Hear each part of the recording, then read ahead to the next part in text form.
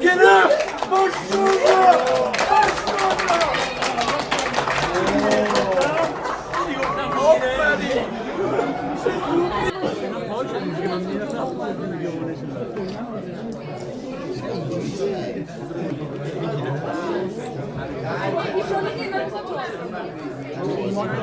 آقای حجت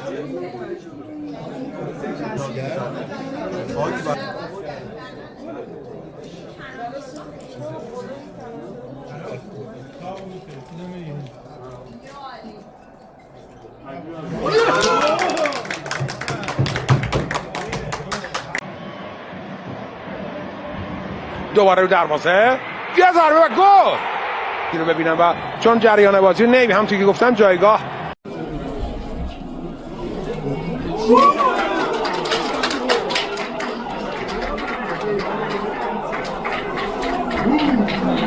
بیست تا مگه داور نداریم؟ چرا فقط آقای بیژن حیدری و پیام حیدری سوت میزنن این بازی رو؟ مگه داور دیگه نداریم؟ بازی رفت اون بوده، بازی برگشت این بوده، پنالتی 100% ما رو نگرفته. چرا نگرفته؟ چرا وی ای آر نمیره؟ وی ای آر الکی آوردیم، فقط میرفتی وی ای آر نگاه میکردیم. تازه پنالتی هم که برای ما گرفته قبل از اینکه اتفاقی بیفته سید حسین توپو لمس کرده با دست. تکرار درست بوده آقا؟ تکرار چی درست؟ اگه برای پرسپولیس بود تکرار میداد. ادامه فصل آقای نوازی نظرتون چیه؟ جایگاه استقلال ما لیگ کاری به لیگ نداریم، ما نخبگان بازی داریم، بازی به اون مهمی زورشون اومد بازی رو عقب بندازه. چرا؟ مگه این تیم برای ایران نیست؟ خب خدا رو شکر که تو این هوای سرد هوادارامون ناراحت نمیرن خونه هاشون. من هنوز شرمنده شونم به خاطر اون بازی که 70,000 نفر تشریف آوردن و متاسفانه ناراحت رفتن منزل، اما این بچه ها نشون دادن با اتحاد و همدلی میشه خیلی کارهای بزرگی کرد. ما 10 تا فینال داریم، یکیش تموم شد، از الان تا امشب حق جشن گرفتن دارم، ولی بعد از این همه چی تموم میشه. از فردا مجددا باید به فکر بازی آینده باشیم و پله پله بریم جلوش. حس می‌کنم با توجه به نتایج امروز و برد دربی که از نظر روحی روانی هم میتونه خیلی شما رو به جلو بفرسته، نگاهتون به این که این فصل میتونید قهرمان بشید هم تغییر کرده و شاید بیشتر هم شده امیدواریتون. تو جملاتم عرض کردم، قبل از بازی هم با بچه‌ها صحبت کردم، بهشون گفتم که ما مرحله به مرحله پله پله باید بریم جلو، مثل فصول گذشته که حدوداً 7-8 تا بازی آخر فقط به فکر بازی آینده بودیم و تمام تمرکزمون رو گذاشتیم که هر 3 امتیاز رو بگیریم. خدا رو شکر این پله اول 3 امتیازش رو تونستیم بگیریم. امیدوارم تداوم داشته باشه تا انشالله بتونیم اتفاقات خوبی رو در کنار هوادارانمون که واقعا حضورشون باعث انرژی تک تک بچه‌هاست، به شخص دستشون رو میبوسم و افتخار میکنم بهشون. امیدوارم که بتونیم اتفاقات خوبی رو براشون رقم بزنیم. یه صحنه بود خیلی کوتاه، نمیدونم دوربینمون گرفت یا نه، وقتی تعویض شدی خب بازوبند به یه بازیکن دیگه رسید، الان سروش اومد بازوبند رو بهت داد و گفت این برازنده خودته. این حالا رفاقت تو تیمتون، بازیکنایی که سالهای سال کنار همید محبت دارن، اصلا بازوبند کاپیتانی من فکر میکنم جز اینکه مسئولیت رو سنگین کنه و ارزش معنوی داره ارزش دیگه ای نداره. مهم و موفقیت تیمیه که امیدوارم کنار هم بتونیم به دست بیاریم. سروش هم لطف داشتن. Kao i svaki derbi, vrlo važna utakmica. مثل هر دربی دیگه این یک مسابقه بسیار مهمی بود. I nije prijatno kada se izgubi. و من فکر کنم نیازی به باخت ما نبود. Pogotovo zbog broja navijača koji su došli naših, koji su nas podržali. در وهله اول به خاطر تعداد زیاد هوادارهای ما که زحمت کشیده بودن تو این سرما آمده بودن. Ali isto tako mislim da smo igre zasluženo izgubili. ولی در هر صورت من فکر کنم که ما سزاوار باخت نبودیم.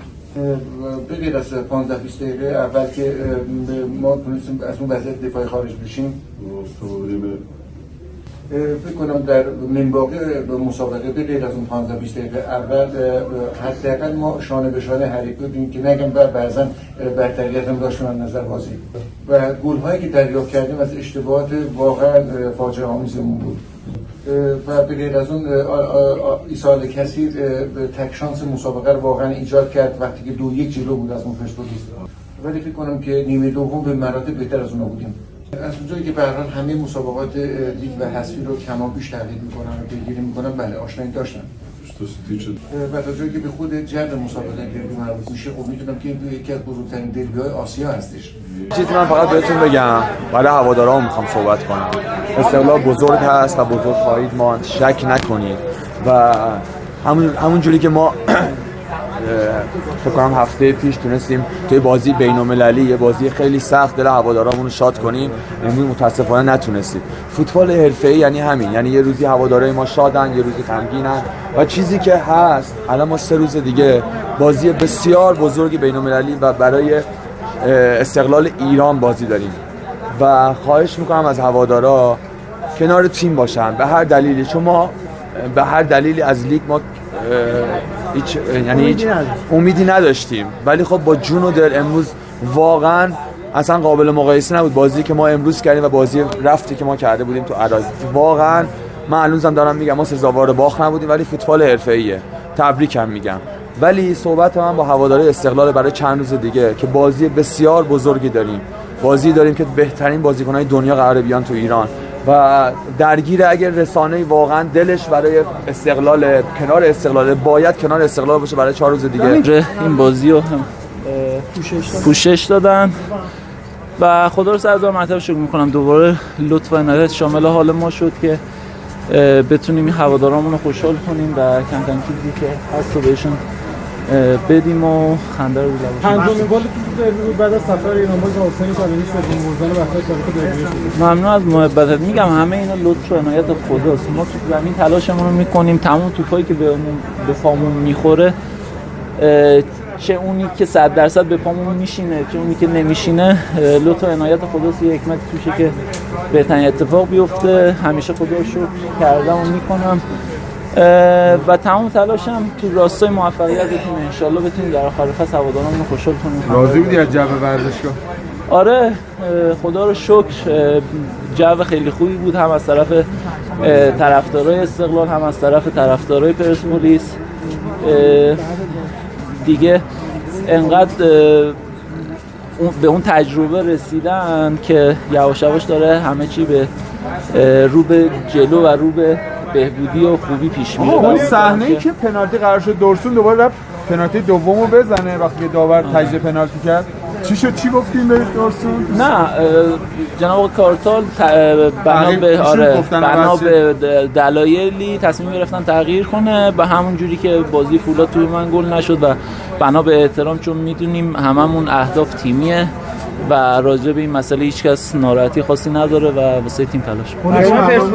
پرچم پرسپولیس هم بردید وسط زمین، درسته؟ من نه. کی برد واسه؟ نمیدونم. گل دوم تموم شده بازی الناس هم نهایت مشاهده. آره بازی الناس بازی هم بود. میگم خدا رو 100,000 مرتبه شد دست پا با امتیاز اومدیم بیرون تا تو جدول امیدامون زنده بمونه. اینجا جا داره من یه تشکر خیلی ویژه بکنم از کادر پزشکیمون، واقعا خیلی حجمه روشونه.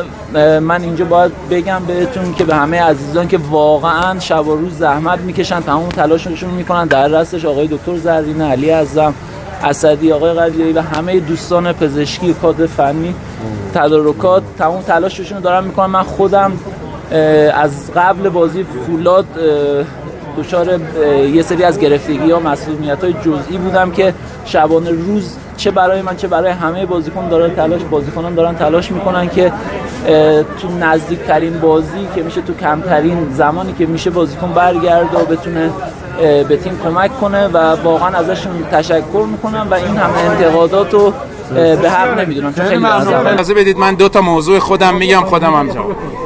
خسته نباشید میگم به 2 تا تیم. برد خوبی بود، به هوادارامون تبریک میگم. خوشحالم که هوادارامون خوشحالن. فقط خواستم بگم دربی بود که دو تا تیم بزرگ پایتخت بودن، نه اتوبوس برای کسی گرفتن، نه دعوتنامه دادن، نه بلیط خریدن. دیدید که دربی تهران بهترین دربی، اینو همه باید بدونن. به تیم حریف و تماشاگراش هم خسته نباشید میگم. دو تا تیم زحمت کشیدن، خدا رو شکر ما بردیم، خیلی خوشحالم. دو تا بحثه، یکی سازمان لیگ چند روز پیش بیانیه داد، فکر میکنم منظورش منم بودم، اومد گفت که تیم حریف نرفتن هنوز. نه خب منظورم اجازه بدید قبلش به تیم حریف صحبت نه تیم حریف سازمان لیگ بیانیه داد که تیم‌های خارجی هر 3-4 روز دارن بازی میکنن، بیایم فوتبالمون رو با خودمون مقایسه کنیم. این آیا از کشور دیگه سقف قرارداد دارن، یه قانون گذاشتن، خودشون هم توش موندن. بازیکن خارجی الان ببین تمام تیم‌های خارجی 9 تا بازیکن خارجی دارن، چجوری توقع دارن تیم‌های ایرانی برن تو آسیا نتیجه بگیرن؟ بعدم بیاید ما ریکاوری آیا تیم‌های خارجی با تیم‌های ایرانی یکیه، زمینای چمن یکیه؟ من خواهشم اینو خودمون رو با خودمون مقایسه کنیم و حرف منطقی بزنیم. یکم بحث داوریه. سروش رفیعی تو تبریز تک میره اخراج میشه، همین صحنه رو توی بازی سپاهان تک میره اخراج نمیشه. داوری که بازی پرسپولیس و ذوبان گفتن به نفع تیم پرسپولیس گرفتن، هنوز محرومه. چی میشه بازی داور بازی سپاهان و ذوبان که اون اشتباه بزرگی، 2 تا اشتباه تاثیرگذار میکنه، امروز میاد اتاق وی ای آر برای ما قضاوت میکنه؟ آقای سفیری، آقای حسن‌زاده، لطف کنید ورود کنید تیما رو ببینید. همه تیما اکثرا ناراضی ان رو چیدمان. ما امروز بردیم، من اومدم حرف میزنم. اعتراضتون برای صحنه پنالتی هست؟ اصلا بحث امروز نیست برادر من، بحث اینه که میگم نباید داور اگه قرار محروم شه، چرا داور پرسپولیس و ذوبان رو محروم کردید؟ داور بازی که چند روز پیش سپاهان و ذوبان اون اشتباه بزرگو کرده، امروز میاد اتاق وی ای آر. بعد سروش رفیعی تو تبریز اخراج میشه، همون صحنه بازی سپاهان اخراج نمیشه. ذهنیت به وجود میاد. لطف کنید اول خودمون رو با خودمون مقایسه کنیم از لحاظ فوتبالی. دومم بحث قضاوت‌ها، الان bordیم، bozam میگم اکثرا narazıyım. Ağay demiş bu iki tane golü biz yanlış yedik. Bunlar taktik falan yapmadılar. Biz yanlış yaptık. Ama sonradan demiş pardon filan, tebrik demiş. Ben başkalarıyla uğraşıp cevap vermek mecburiyetinde değilim. من نمیتونم با دیگران برم چی گفتن چی نگفتن، مجبور نیستم جواب اونو بدم. Bizim oynadığımız futbol ortada.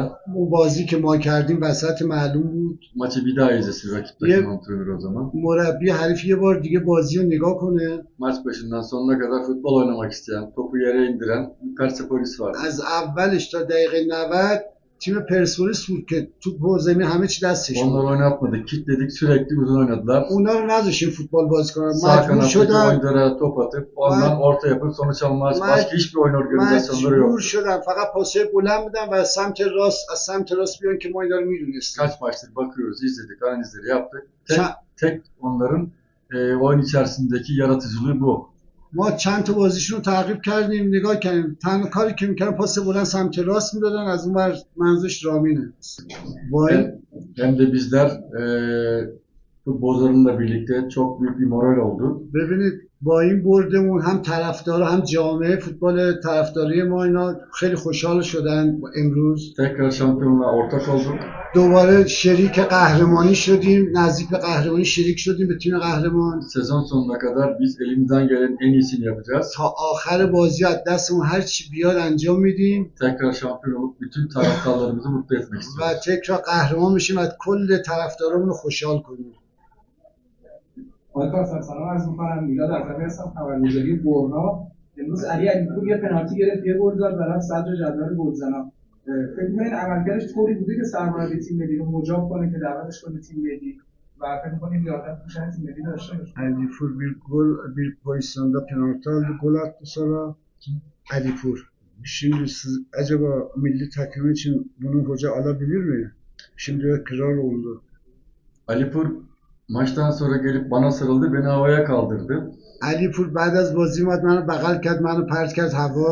Çünkü maçtan önce hafta içi antrenmanda yaptığımız çalışmalarda چون توی تمرین Ali کاری که باش کرده Pur'u nasıl بودم kullanacağımızı oyuncularıma gösterdim ve bunun çalışmalarını yaptık. به علیپور گفته بودم به بازیکن گفته بودم که از علیپور چجوری میتونیم استفاده کنیم O da şimdi daha etkili oynuyor, Ulan- goller atıyor, اونم الان داره گل میزنه و واسه تیم تلاششو میکنه onun mutluluğunu yaşıyor. و خوشحاله واسه این کار Bence hem Ali Pur burada hem de Suruç milli takıma gitmeli diye به düşünüyorum. نظر من هم علیپور و هم سروش جفتشون باید برن تیم ملی سلام خسته نباشید. حسینی هستم از ورزش 3. بازیکن سالار کوشکی رو آنالیز کرده بودم قبل بازی، چند تا بازی قبلی گل زده بود و خب bozan این بازی اومد و زهر خودش یه جوری ریخت. در مورد ایشون هم بگید. 20 numara olan takımlarda 20 numara girdi ikinci saha. Acaba biliyor muydunuz? Onun için bir şeyler yaptınız antrenmanda. Yaptık. Antrenmanda yapmadık. İşin doğrusunu söylemem gerekirse. Sadece oyunun gidişatına baktım. İkinci yarı 2 tane fizikli oyuncuları alıp daha böyle hızlı, çabuk, top becerisi yüksek olan oyuncuları tanıyorduk. Oyunu aldıklarını gördük. Onun için biz de oyunun gidişatına göre 1-1'den sonra tekrar maçı lehimize çevirmek için hamleler yaptık. Oyunun son bölümünde de onların uzun toplarla stoperleri de öne çıkarıp üzerimize geleceğini düşündüğümüz için biz de hemen Georgia'yı oyunu alarak arkayı beşledik. Bu şekilde maçı kilitledik. ببینید ما زیاد تو تمرین روی مسئله فکر نکرده بودیم واسه کوشکی توی شرایط بازی رو میبینیم چه اتفاقی میفته و ما فکر کردیم که اینا میتونن الان توپای بلند بریزن ما هم واسه همین اومدیم جورجی آوردیم تو زمین که ببندیمشون یعنی منظورش اینه تو روز بازی توی بازی شرایط بازی رو انتخاب میکنیم چیکار کنیم Girmeden önce قبل از هر چیز قبل از بازی رو بگم که öncelikle bugüne kadar bize destek veren Sayın Başkanımıza, yöneticilerimize تا امروز میخوام تشکر کنم از رئیسمون مدیر باشگاه و کادرمون کادر پزشکی kulüp doktorlarımıza, و همچنین دکترایی که masörlerimize, fizyoterapistlerimize, ماساژور فیزیوتراپ از همه میخوام تشکر bütün کنم personele hepsine çok teşekkür از ederim. تمام پرسنل تشکر میکنم Çünkü bize çok yardımcı oldular. خیلی به ما کمک Onlara کردن devam ediyorlar. و لذا ادامه میدیم Son oynadığımız ilk maçında biliyorsunuz ki biz deplasmanda berabere kaldık. تو قبل از این دربی توی بازی داشتیم که مساوی شدیم O maçta hiç iyi oynamamıştık. تو اون بازی اصلا خوب بازی نکردیم Oynamamızın nedenlerinden işte sakatlarımız vardı, cezalarımız vardı. خوب بازی نکردیم کارت قرمز داشتن بچه‌ها آسیب دیده داشتیم بچه‌ها تیممون تکمیل نبود Aşırı rüzgarlı bir havada Bir her bol- iki takım da yeterince iyi futbol oynayamamıştık orada. این بازی که صحبت می‌کنه راجع به عراقه که بازی هم سرد بود هم باد شدید بود دو تا تیم هم نتونستن خوب بازی کنن Sonra oyuncularımla yaptığım toplantılarda آخرین جلسه‌ای که با بچه‌مون داشتیم bu maça çok iyi hazırlandık. واسه این مسابقه خیلی خوب حاضر شدیم Herkesin dün, evvelsi gün antrenmanda ne kadar hazır olduğunu gördüm. تو این دو روز اخیر دیدم با چشام که بچه‌ها چقدر حاضر بودن برای این مسابقه Onlara sadece biz kendi işimizi yapmamızın gerektiğini, به اونا گفتم ما فقط کارمون اینه که کار خودمون رو انجام بدیم kendi futbolumuzu oynamamızın فوتبال gerektiğini, خودمون رو باید بازی کنیم maçı kazanmak için yapabileceklerimizi yapmalarını söyledim. برای پیروزی اون کارهایی که بهتون گفتیم رو انجام بدید بس بود که انجام دادن Yapmış olduğumuz oyun içerisindeki baskılar, rakibin kuvvetli, zayıf yönlerini kullanarak ما تیم استقرار آنالیز کرده بودیم میدونستیم نقطه قوت و ضعفش کجاست bunları çalışmıştık antrenmanda. توی تمرین اینا رو کار کرده بودیم Attığımız 2 golde çalışmaların karşılığında attık. دو تا گلی که زدیم این همین تمرینایی که بود تمرین کرده بودیم روش به این دو گل رسیدیم خسته نباشی خدمت شما. خدا رو شکر تونستیم 3 امتیاز بازی رو کسب کنیم. حالا دربی هم بود، به نظرم از لحاظ روحی میتونیم ادامه فصل رو بهتر از این حالا پیش ببریم. با توجه به تساوی تراکتور و سپاهان الان به کورس برگشتید 4 امتیازی تراکتور چطور می‌بینید؟ خیلی اتفاق مهمی بود. هم میگم چون دربی بود از لحاظ روحی ما رو یه گام رو به جلو میبره. همین که 3 امتیاز بازی رو گرفتیم. امیدوارم که حالا بازی‌های بعدیمون نسبتاً با تیمایی که با احترام تیمای دیگه با تیمایی که پایین جدولن، امیدوارم که بتونیم 3 امتیاز بازی‌های بعد رو کسب کنیم، حالا بتونیم به سر جدول برگردیم. بازی رفت اومدی تو زمین پرسپولیس بردیم، بازی هم اومدی هم خوشیون بودی هم خیلی خوب بازی کردی. صحبت سلامت باشی. خدا رو شکر همه بچه‌ها زحمت کشیدن و اینکه لذت برد دربی خیلی خوبه دیگه. دور استقلال بردی، بعد با پیران استقلال بردی نداشتی. والا چی بگم، والا امیدوارم که فقط همین استقلالم به روزای خوبش برگرده. من زیاد اهل کره هم نیستم واقعیتش، ولی خدا رو شکر که تونستیم حالا این بازی رو ببریم. سلامت باشی. بازی خوب بود، خدا رو شکر. خیلی هم خوشحال بودید بعد از این سلام عرض می‌کنم، خسته نباشید میگم به دوتا تیم. محکوم بودیم که دربی رو ببریم، خدا رو شکر تونستیم برنده باشیم. به هواداران تبریک میگم. تا الان یه ذره ناکام بودیم ولی فکر میکنم این برد میتونه به ما تو ادامه لیگ کمک کنه. خب فشارم کم شد، پس به صدر جدول نزدیک‌تر شد و امیدهای قهرمانی دوباره شروع شد.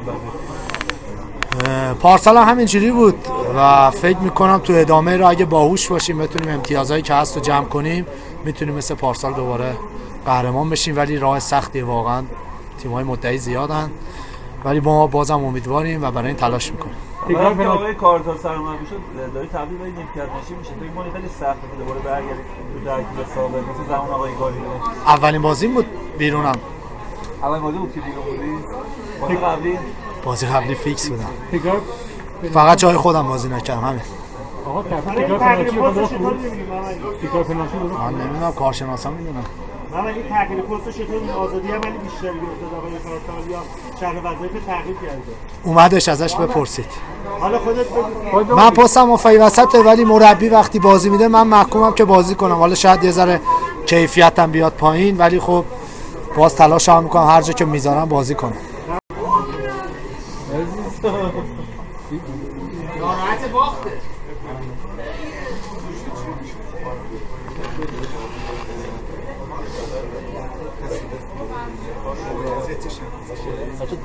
ورزشی